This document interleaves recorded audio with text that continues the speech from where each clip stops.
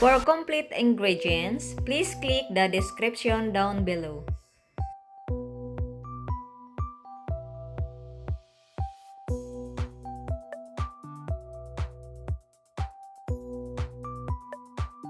Hi guys! Ito yung boiled beef nga pinakaluan natin kanina for about 3 hours. Ano, mag-init na tayo ng oil sa cooking pot. Pag mainit na yung oil guys, ilagay na natin yung garlic, onion, and ginger.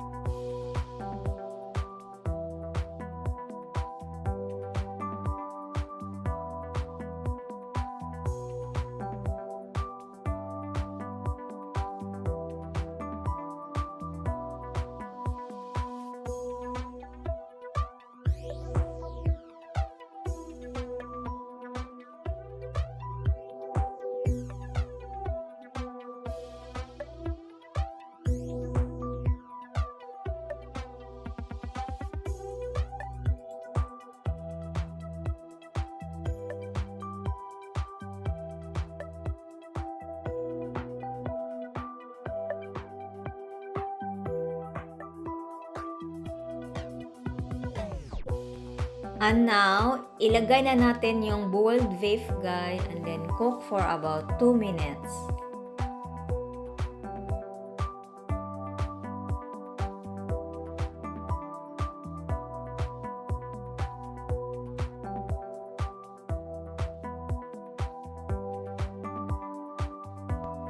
And then, lagyan na natin ng soy sauce guys and then beef stock.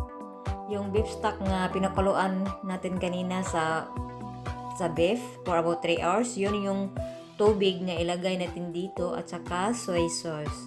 And then, i-cook natin for about 10 minutes or 8 minutes.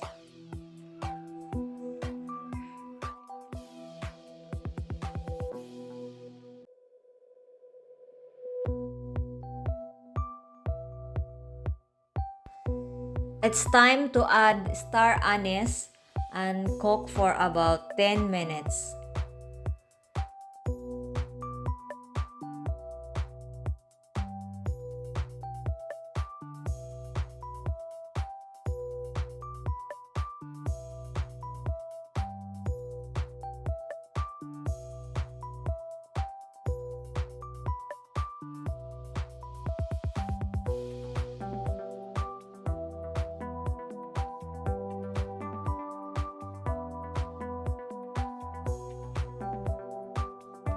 After 10 minutes guys, i-remove na natin yung star anise para hindi natin makain yan kasi yung star anise ay pangpabango lang yan siya guys. So, hindi natin pwede kainin yan siya.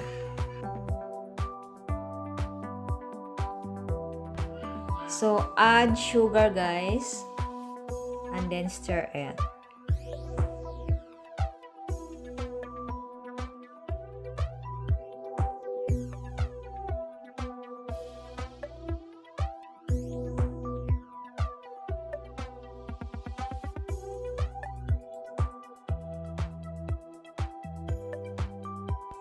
It's time to add salt and ground black pepper to taste. Depende po yun guys sa lasa nyo. Tikman nyo muna bago kayo maglagay ng salt kasi may soy sauce na siya. So, up to you kung ano yung mga panglasa ninyo guys.